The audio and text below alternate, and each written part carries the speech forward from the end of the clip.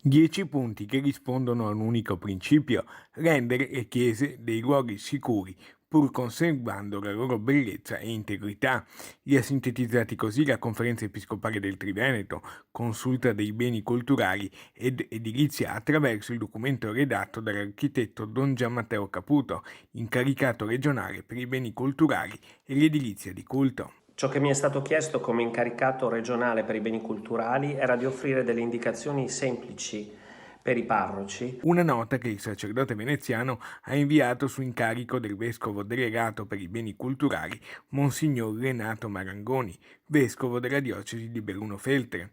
L'obiettivo è chiaro: rendere sicuri tutti i luoghi di culto del Triveneto e dei beni artistici che essi contengono. Le indicazioni quindi mirano alla salute dei fedeli, ma al tempo stesso anche alla conservazione del patrimonio, che potrebbe essere danneggiato da operazioni o interventi troppo invasivi o addirittura non necessari. Tra le disposizioni spiccano ad esempio il distanziamento sociale, ovviamente necessario, guanti e mascherine per i fedeli.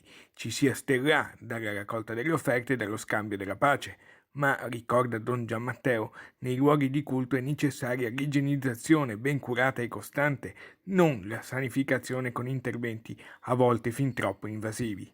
I criteri dell'igiene quindi sono quelli che prevalgono sulla sanificazione che non è necessaria nei luoghi di culto, ma al tempo stesso va richiamata anche quella modalità di frequentazione e di fruizione che in qualche modo garantisce rispetto alla conservazione dei beni, ma anche al rispetto della salute pubblica dei singoli fedeli.